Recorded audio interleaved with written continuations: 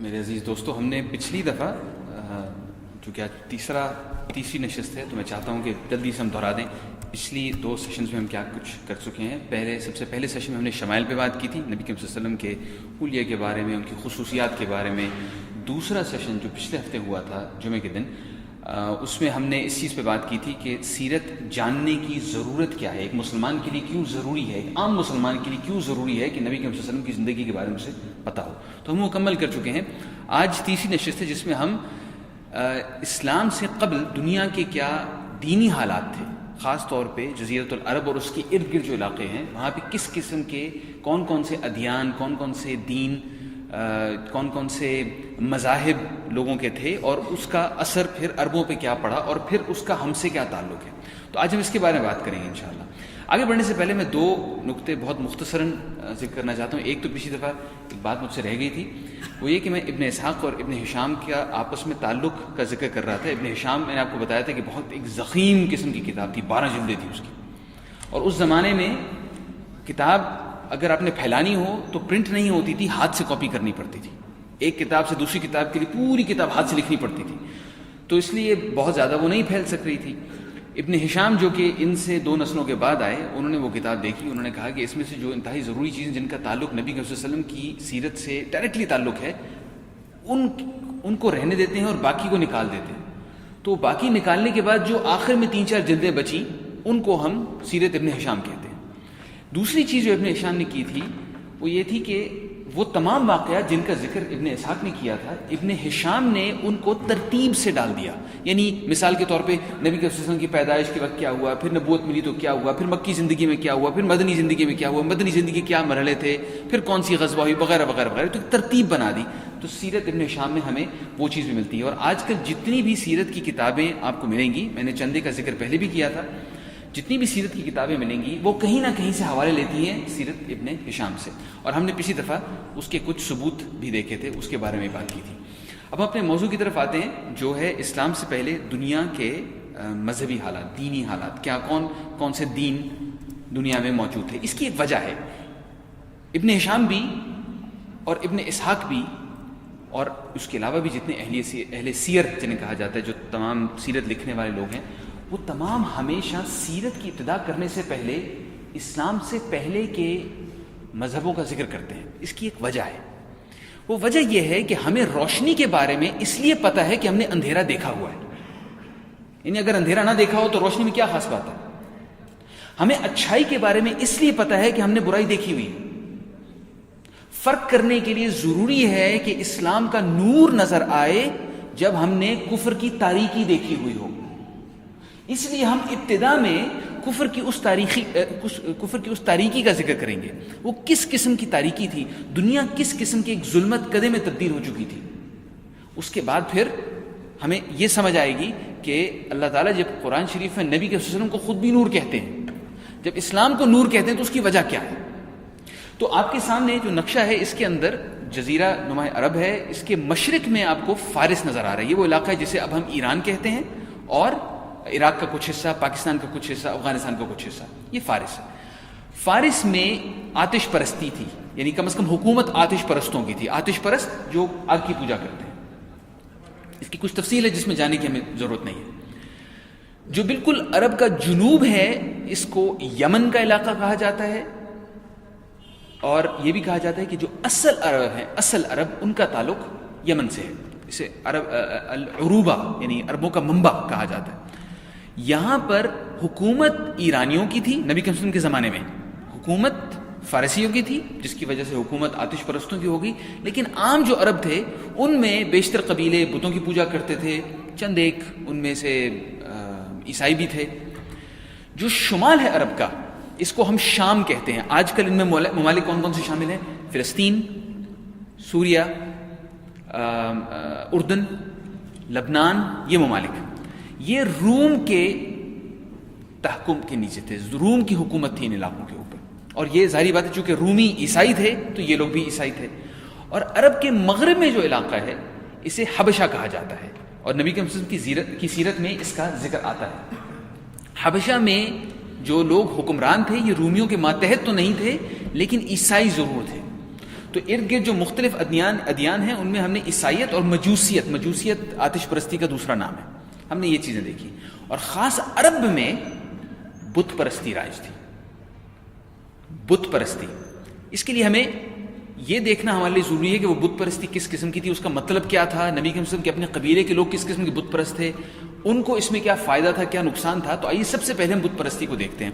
میں نے پچھلی دفعہ آپ لوگوں کو ایک نقشہ دکھایا تھا جس میں ہم نے عرب، وہ لوگ جو اصل عرب تھے جنہیں عربہ کہا جاتا ہے، وہ لوگ جو عرب ہو گئے جنہیں مستعربہ کہا جاتا ہے، اور وہ عرب میں رہنے والے لوگ جو مٹ گئے جنہیں بائدہ کہا جاتا ہے. ہم نے ان 3 شاخوں میں انہیں تقسیم کیا تھا. ان میں سے آج ہم ایک شاخ کے بارے میں خاص طور پہ بات کریں گے، وہ ہے عرب مستعربہ، یعنی حضرت ابراہیم کی نسل، وہ عرب جو آگے آئے. قحطانی عدنانی کی پچھلی دفعہ بات ہوئی تھی، تو آج ہم عدنانی عربوں کی بات کریں گے. قرآن شریف میں سورہ فاطر میں اللہ تعالیٰ فرماتے ہیں اعوذ باللہ من الشیطان الرجیم انا ارسلناک بالحق بشیرا ونذیرا، ہم نے آپ کو نبی صلی اللہ علیہ وسلم کو بھیجا حق کے ساتھ اچھی خوشخبری دینے والا اور ڈرانے والا. وَإِن مِّنْ أُمَّةٍ إِلَّا خَلَا فِيهَا النَّذِيرُ، اور کوئی امت نہیں چھوڑی ہم نے اس کے سوائے کہ ان کو نبی بھیجا. یعنی کہ اس سے پہلے جتنے بھی لوگ گزرے ہیں اللہ تعالیٰ نے ان کو بہرحال پیغام بھیجا ہے، سچائی کا پیغام ان کے پاس پہنچا ہے. تو پھر اس کا مطلب ہے کہ عربوں کے پاس بھی آیا ہوگا. عربوں کے نبی کون تھے؟ عربوں کے جو سب سے پہلے نبی تھے وہ کون تھے، یا ہمیں جن نبی کے بارے میں معلوم ہے وہ کون تھے؟ وہ حضرت ابراہیم علیہ السلام اور ان کے بیٹے حضرت اسماعیل علیہ السلام تھے. حضرت ابراہیم علیہ السلام نے عربوں کو توحید کا درس دیا، ان کے بیٹے نے عربوں میں رہ کر، عربی زبان سیکھ کر، ان میں رہ کر انہیں توحید کا درس دیا. حضرت ابراہیم علیہ السلام وہ شخص ہیں جنہوں نے جبل ابی قبیس، مکہ کا ایک پہاڑ جس پر اب میرے خیال محلات ہیں وہاں پر، اس پہ کھڑے ہو کر انہوں نے حج کے لیے لوگوں کو بلایا، اور اللہ تعالیٰ کے حکم سے وہ آواز دنیا بھر کے لوگوں تک پہنچی. پھر دنیا بھر میں جو توحید پرست تھے وہ لوگ آئے حج کرنے کے لیے. تو حج کا جو طریقہ کار تھا اللہ تعالیٰ کے حکم سے ابراہیم علیہ السلام نے اس وقت شروع کیا. اس کے علاوہ جو میں ان چیزوں کا ذکر کروں گا جو اب ہمارے دین میں بھی ہیں اور حضرت ابراہیم علیہ السلام کے زمانے سے ہیں. مثال کے طور پہ ہم جو کعبہ کے ارد گرد جو مسجد ہے اس کو ہم کیا کہتے ہیں؟ مسجد الحرام، اور اسے حرم مکی کہا جاتا ہے یا حرم کہا جاتا ہے. حرم کیوں؟ حرم لفظ حرم اس کا تعلق کیا ہے کہ بہت ساری چیزیں جو باقی دنیا میں حلال ہیں اس علاقے میں حرام ہیں. مثال کے طور پہ آدمی کو چھوڑیں، ہم وہاں کسی جانور کو بھی نہیں مار سکتے، پودا نہیں اکھیڑ سکتے.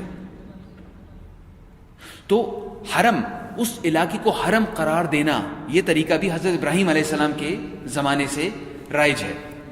اس بارے میں اللہ تعالیٰ نے سورۃ الحج میں بھی فرمایا ملت ابیکم ابراہیم، تمہارے والد ابراہیم علیہ السلام کا دین. ملت ابیکم ابراہیم، یہ مخاطب کر کے عربوں کہہ رہے ہیں کہ یہ کون تھے؟ تمہارے جاننے والے تھے، تم جانتے ہو یہ کون تھے؟ حضرت ابراہیم علیہ السلام. اور اس علاقے کو حرم قرار دینے کے حوالے سے سورہ آل عمران میں ہے وَمَن دَخَلَهُ كَانَ آمِنًا، اور جو اس میں داخل ہو گیا، جو حرم میں داخل ہو گیا وہ آمنہ، یعنی وہ سلامت ہے، اس کو اب ڈر نہیں ہے کسی چیز کا. تو عرب مطلب حرم سے باہر آپس میں ایک دوسرے سے جنگ و جدل کرتے رہتے تھے، لیکن انہیں پتا تھا کہ یہ حرم ہے، اسے ابراہیم علیہ السلام نے حرم قرار دیا ہے، اس کے اندر داخل ہو گئے تو کسی کو کچھ نہیں کہنا. حتیٰ کہ ہمیں روایت میں یہ بھی ملتا ہے کہ اسلام آنے سے پہلے بھی کوئی ایک عرب اپنے باپ کے قاتل کو طواف کرتا ہوا دیکھتا تھا اور اسے کچھ نہیں کہتا، کیونکہ وہ حرم کے اندر ہے. تو ان کے اندر اس چیز کا تقدس تھا. حضرت ابراہیم کے علیہ السلام کے زمانے سے یہ چیز چلتی آ رہی تھی، اور یہ چیز چلتی آ رہی تھی. ہمیں یہ پتہ چلتا ہے کہ نبی صلی اللہ علیہ وسلم کے آنے سے تقریباً 20 سے 2400 سال پہلے حضرت ابراہیم علیہ السلام آئے تھے، اور نبی صلی اللہ علیہ وسلم کا اپنا زمانہ آنے تک کعبے میں 360 بت تھے. تو اگر حضرت ابراہیم علیہ السلام توحید کا پیغام لے کے آئے تھے اور عرب اس کو مانتے تھے، اور حضرت ابراہیم علیہ السلام کے زمانے سے لے کر نبی صلی اللہ علیہ وسلم کے زمانے تک عرب یہ مانتے تھے کہ حضرت ابراہیم بتوں کی پوجا نہیں کرتے تھے، وہ یہ بات مانتے تھے. سوال یہ پیدا ہوتا ہے بت کہاں سے آ گئے؟ یہ بت بیچ میں کہاں سے آ گئے؟ کعبے میں کہاں سے آ گئے؟ مکہ میں یہ بت کہاں سے آ گئے؟ تو اس کی حقیقت ہے نبی کے وسلم کی پیدائش سے 400-500 سال پہلے، 600 سال پہلے شاید، مکہ کے اوپر ایک ایسے قبیلے کا قبضہ ہو گیا جس کا نام تھا خزاعہ. آپ میں سے جو طالب علم سنجیدہ ہیں اور نوٹس لے رہے ہیں یہ نام اپنے پاس نوٹ کر لیجئے، کیونکہ یہ نام نبی کے وسلم کی اپنی زندگی میں بھی آئے گا. خزاعہ یہ ایک بڑا مشہور قبیلہ تھا، اس نے مکہ پہ قبضہ کیا. ان کے سرداروں میں سے ایک بڑا نامی گرامی سردار تھا، بڑا یہ ایسا سردار جس کی سب لوگ عزت کیا کرتے تھے، اس کا نام تھا عمرو بن لحی. یہ میں نے اس کے ہجے لکھے ہوئے ہیں، عین میم رے واو، اس کا تلفظ ہے عمر، لکھنے میں عمرو ہوتا ہے لیکن تلفظ ہے عمر. عمر بن لحی. عمر بن لحی بڑا ہی جناب پیسے والا آدمی تھا، اس کی بڑی استطاعت تھی، سمجھدار آدمی تھا، لوگوں کے مسئلے سلجھاتا تھا، لوگوں پہ خرچ کرتا تھا، تو لوگ اس کی عزت کرتے تھے، اس سے محبت کرتے تھے. عمر بن لحی سفر پہ گیا شام، اور وہاں پہ اس کی ملاقات ایک قوم سے ہوئی. ایسے لوگ اس نے دیکھے وہاں پہ، ہمیں روایت میں ملتا ہے کہ ان کا نام تھا عمالقہ. ممکن ہے وہ عمالقہ ہی ہوں کیونکہ تاریخ میں قوم گزری ہے جس کا نام تھا عمالقہ. یہ لوگ بڑے لمبے تڑنگے تھے، مضبوط لوگ تھے، ان کی بڑی مضبوط فوج تھی، انہوں نے اپنے شہر بڑے بڑے مضبوط بنائے ہوئے تھے، بڑی ان کے پاس تمدن سویلائزیشن تھی.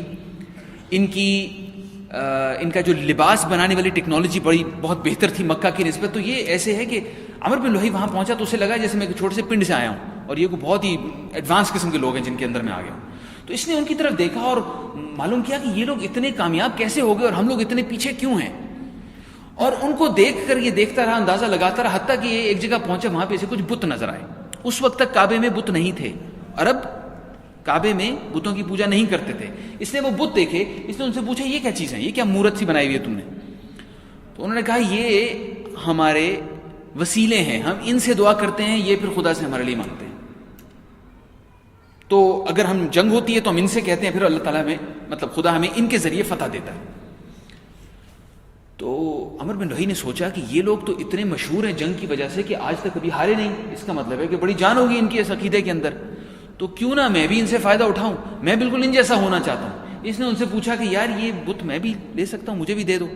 انہوں نے کہا ٹھیک ہے. انہوں نے اس بت کی ایک کاپی بنا کر، ایک شکل بنا کے، ایک اور پتھر اس کے ساتھ پیک کروا دیا. وہ اپنے اونٹ پر بٹھا کر ڈال کر وہ چیز اپنے ساتھ واپس لے آیا. اب وہ واپس لایا تو اس نے کعبے کے سامنے یہ بت نصب کر دیا. شروع میں لوگوں نے بت دیکھا اور پوچھا عمر یہ کیا ہے. اب عمر بڑا قابل قدر آدمی تھا، ان کے اندر بڑا باعزت آدمی تھا. انہوں نے پوچھا عمر یہ کیا چیز ہے. عمر لایا تو کوئی اچھی چیز ہوگی. عام لوگوں کے پاس کوئی علم بھی نہیں تھا اس وقت کہ اس کے خلاف کچھ کہتے. آج کل کعبے کے قریب کوئی بت نظر تو آ جائے گا، لوگ چھوڑیں گے نہیں اس کو، لیکن اس زمانے میں عام لوگوں کے پاس علم نہیں تھا. تو انہوں نے پوچھا یہ کیا چیز لایا ہو. اس نے پھر وہی کہانی سنائی کہ یہ جناب ان کے ذریعے ہم مانگیں گے یہ وہ. اس زمانے میں کعبے میں ایک اور رواج شروع ہو گیا تھا کہ لوگ جب ایک قافلہ مکہ آتا تھا تو وہ واپس جانے سے پہلے کعبے کی عمارت کا کوئی چھوٹا سا ڈھیلا توڑ کے اپنے ساتھ لے جاتا تھا. عمارت کا یعنی جو پتھروں سے بنی ہوئی عمارت تھی اس کا کوئی چھوٹا سا ٹکڑا توڑ کے اپنے ساتھ لے جاتے تھے. کیوں؟ کیونکہ وہ اپنے علاقے میں جا کر اس پتھر کی پرستش کرتے تھے، اسے بابرکت سمجھتے تھے. ذرا سوچیے اس چیز کے بارے میں کہ کعبے کی عمارت ہمارے ہاں بھی موجود ہے، تو تقدس اسلام میں کس چیز کا ہے؟ اس عمارت کا ہے، اس جگہ کا ہے. ہمارا دین ہمیں کیا سکھاتا ہے؟ تقدس اس جگہ کا ہے. عمارت تو بنتی رہتی ہے دوبارہ. یہ ابھی آج کل جو کعبے کی عمارت ہے کتنی پرانی ہے؟ 15 سال پرانی ہے. وہ عمارت کچھ عرصہ گزرتا ہے، کمزور ہو جاتی ہے، پھر اسے دوبارہ بنا دیا جاتا ہے. تو اس عمارت کا، ان پتھروں کا تقدس نہیں ہے، تقدس اس جگہ کا ہے. کیوں ہے؟ کیونکہ اللہ میاں نے اسے اس قابل بنایا کہ اس کا تقدس کیا جائے. ہمیں کیونکہ اللہ نے حکم دیا ہے کہ ہم اس طرف سجدہ کریں گے تو ہم اس لیے اس طرف سجدہ کرتے ہیں. تو مکہ کے لوگوں کے پاس یا عرب کے لوگوں کے پاس اس وقت علم نہیں تھا، تو انہوں نے ان ڈھیلوں کی پرستش شروع کر دی. اس سے پھر آہستہ آہستہ اب شیطان اس طریقے سے کام کرتا ہے. شروع میں آتا ہے صرف بت ہے، کچھ نہیں لگایا ہوئے، کچھ نہیں کر رہے آپ کے. ایک نسل گزر جاتی ہے، اگلی نسل آتی ہے. اگلی نسل کو وہ کہتا ہے کہ دیکھو یہ بڑے کوئی پاک باز قسم کے لوگ تھے، اب تو تم بھی تھوڑا سا ان سے مانگو نا. تو وہ ان سے مانگتے ہیں. پھر ایک اور نسل آتی ہے، وہ کہتا ہے اور آگے مانگنے کی کیا ضرورت ہے، انہی کے سامنے سجدہ کرو. پھر 3-4 نسلیں گزرتی ہیں، ان بتوں کی پوجا شروع ہو جاتی ہے. ایسے بار بار ہوتا رہا تاریخ میں. نبی کے کی حدیث میں ہمارے پاس آتا ہے کہ قوم نوح کے بعد ایسا ہوا تھا. تو اس طریقے سے کعبے میں بھی بت آ گئے. اب اس کی بہت ساری تفصیل ہے، میرے پاس اتنا وقت نہیں کہ اس میں جاؤں. میں آپ کو چند ایک نقطے مختصراً بتاتا ہوں کہ نبی کے صلی اللہ علیہ وسلم نے فرمایا کہ میں نے عمر بن لحی کو دیکھا کہ وہ اس کے جسم کی جو انتڑیاں ہوتی ہیں وہ آگ میں تھی، وہ ان کے ارد گرد بھاگ رہے تھے. یعنی اللہ تعالیٰ نے اس کو ایک شدید قسم کی سزا دی رکھی تھی. اس نے کیا کیا تھا؟ اس نے ایسے لوگوں کو جو توحید پرست تھے انہیں بتوں کی پوجا پہ لگایا تھا. تو اس کو ایک شدید قسم کا ایک عذاب مل رہا تھا. اسی زمانے میں 2-3 اور چیزیں بھی ہوئی تھیں. اب ان کو ہم بدعات کہتے ہیں. وہ دین ابراہیم میں وہ تبدیلیاں تھیں جو قریش نے کی. معذرت چاہتا ہوں، قریش نہیں، خزاع نے کی، کیونکہ قریش اس وقت حکومت میں نہیں تھے. مکہ میں خزاع کی حکومت تھی، انہوں نے کی، اور قریش نے بعد میں ان کا اتباع کیا. مثال کے طور پہ انہوں نے تلبیہ میں ایک تبدیلی کر دی. لوگ حج کے لیے آتے تھے، تلبیہ پڑھتے تھے. تلبیہ سے آپ سب لوگ واقف ہیں. ہم حج کے لیے جاتے ہیں، کیا کہتے ہیں؟ لبیک اللہم لبیک. لبیک کا مطلب کیا ہے؟ میں حاضر ہوا، اللہ میاں آپ نے بلایا میں حاضر ہوا، لبیک لبیک اللہم لبیک، لبیک آگے کیا ہے؟ لبیک لا شریک لک لبیک، میں حاضر ہوا اے اللہ آپ کا کوئی شریک نہیں ہے. پھر اس کے بعد ان الحمد والنعمت، اس طرح وہ آگے چلتا ہے. تو خزاعہ والوں نے کیا کیا، عمر بن لحی نے، اس نے اس تلبیہ میں تبدیلی کر دی. اب اس میں تو صاف صاف دیکھا ہے کہ اللہ آپ کا کوئی شریک نہیں، سامنے بت ہیں، تو لوگ کس طریقے سے اس کا بیلنس کیسے کریں گے؟ بت بھی پڑے ہیں، ہم کہہ بھی رہے ہیں کہ اللہ تعالیٰ کا کوئی شریک نہیں، تو یہ کیسے ہو سکتا ہے؟ تو اس نے تلبیہ میں تبدیلی کر دی. پہلے شروع میں یہی ہے لبیک اللہم لبیک لبیک لا شریک لک لبیک، اللہ میں آپ کا کوئی شریک نہیں، الا سوائے شریکن ہوا لک، ایک ایسا شریک جسے آپ نے شریک بنایا ہے، تملکہ وما ملک، اور آپ ہی کے کنٹرول میں ہے اللہ میں. مطلب انہوں نے اس میں ایک تبدیلی ایسی ٹیڑھی میڑھی سی کر دی کہ کسی طریقے سے بت پرستی کو جائز کر دیا. دوسری چیز انہوں نے کیا کی کہ قربانی کے لیے، اب یہ صرف ان کے ثقافت میں آپ کو یہ نہیں ملے گا، یہ آپ کو کوئی بھی بت پرست ثقافت ہوگی آپ کو اس میں چیز ملے گی کہ لوگ اپنے اوپر بلا وجہ کے بوجھ ڈال لیتے ہیں. تو ان بت پرستوں نے بھی عربوں کے اوپر دین ابراہیم میں تبدیلیاں کر کے بوجھ ڈال دیے. مثال کے طور پہ انہوں نے کہا کہ تمہارا جانور جو ہوگا نا، جو آخری جانور ہو تمہارا ایک نسل میں سے، اس کا 7واں بچہ جو آئے، اس کا تیسرا بچہ، عجیب قسم کا ایک کمبینیشن بنا کے کہا کہ وہ جو ہوگا نا اسے تمہیں بتوں پہ قربان کرنا پڑے گا. اب مجھے یاد بھی نہیں کہ وہ ان کے کہ اس کا کیا کیا مطلب ہے، لیکن اللہ تعالیٰ قرآن شریف میں فرماتے ہیں ما جعل اللہ من بحیرہ ولا سائبہ ولا وسیلہ ولا حام، یہ کہتے تھے بحیرہ، سائبہ، وسیلہ، حام، ان سب کے اپنے اپنے کمبینیشن ہے. تیسرے 7ویں بچے کا تیسرا بچہ اور 8ویں بچے کا پتہ نہیں کون سا بچہ، اس طرح کی انہوں نے کچھ بنائی ہوئی تھی اپنی طرف سے خرافات. اللہ تعالیٰ فرماتے ہیں ما جعل اللہ من بحیرۃ ولا سائبہ ولا وسیلہ ولا حام، اللہ نے نہیں بنایا یہ جو تم نے بنا رکھے ہیں اپنے لیے. یہ نبی کے وسلم جب آئے تو پھر ان تمام خرافات کو، بدعات کو مٹایا گیا، واپس دین ابراہیم کی طرف جانے کے لیے مٹایا گیا. وَلَكِنَّ الَّذِينَ كَفَرُوا يَفْتَرُونَ عَلَى اللَّهِ الْكَذِبِ، بلکہ وہ لوگ جو کافر ہیں وہ اللہ تعالیٰ پر جھوٹ باندھتے ہیں. افتراء عربی میں کہتے ہیں کسی پر جھوٹ باندھنے کو، وہ اللہ تعالیٰ پر جھوٹ باندھتے ہیں. اللہ نے نہیں کہا کہ یہ سب کچھ. اس کے علاوہ کیا کیا تھا قریش نے کہ صفا مروہ کے درمیان میں صحیح کی جاتی ہے. یہ صحیح کیوں کی جاتی ہے؟ کس کی سنت میں؟ حضرت حاجرہ کی سنت میں کی جاتی ہے.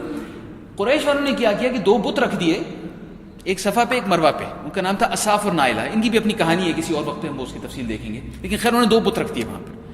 اب جو بھی صحیح کرتا تھا وہ جا کے پہلے صفا پہ چڑھتا تھا، ایک بت کو ہاتھ لگاتا تھا، پھر مروہ پہ چڑھتا تھا، دوسرے بت کو ہاتھ لگاتا تھا. جب نبی کے وسلم آ گئے تو مسلمانوں نے کہا کہ یہ ہم صحیح کرتے ہیں، بتوں کو ہاتھ لگاتے ہیں، ہمارا تو دل نہیں چاہتا پھر صحیح کرنے کا.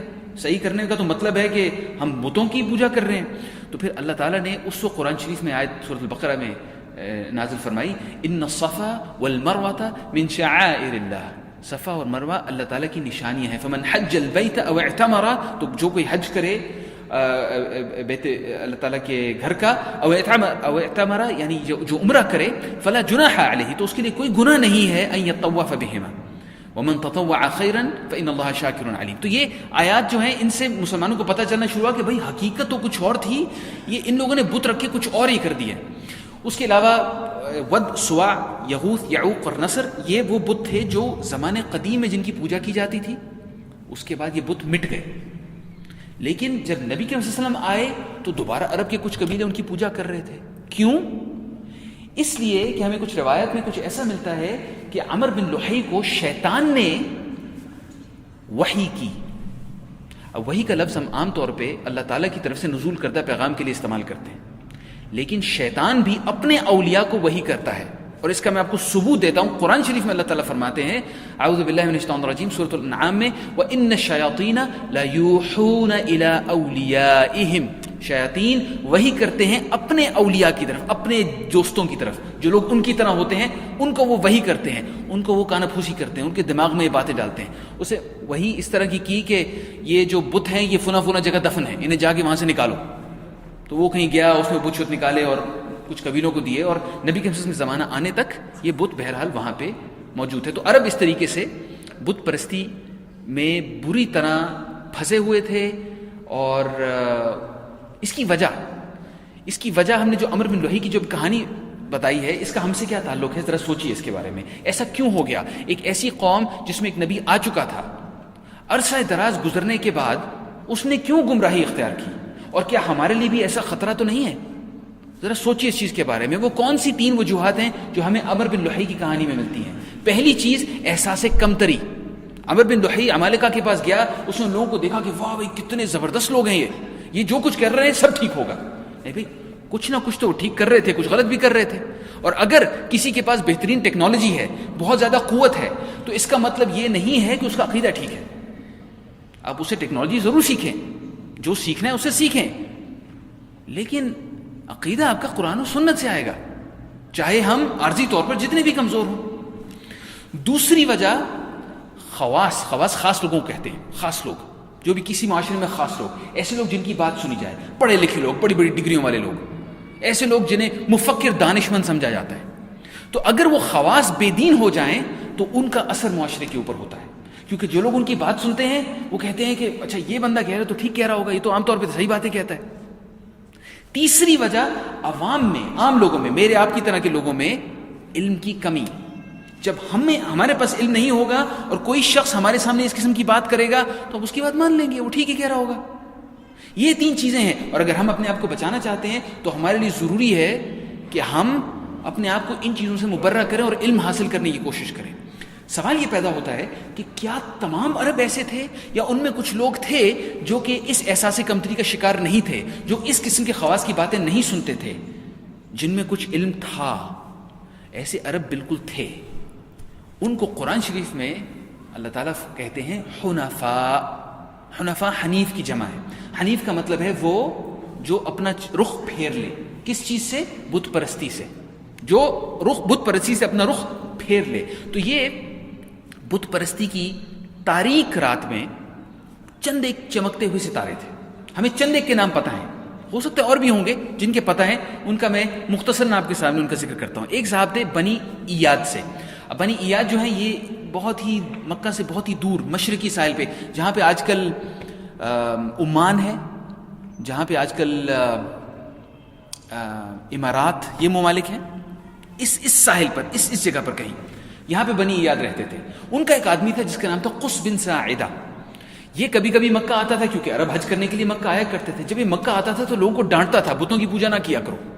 نبی کریم صلی اللہ علیہ وسلم اس وقت بچے تھے, وہ شخص کو دیکھتے تھے اور اس کا کلام سنتے تھے, اور اس کا کلام کو بڑا اس کو جاندار پاتے تھے, کیونکہ نبی کریم صلی اللہ علیہ وسلم خود کبھی بتوں کی پوجا نہیں کرتے تھے, تو وہ ایسی چیزوں کو بہت غور سے دیکھتے تھے.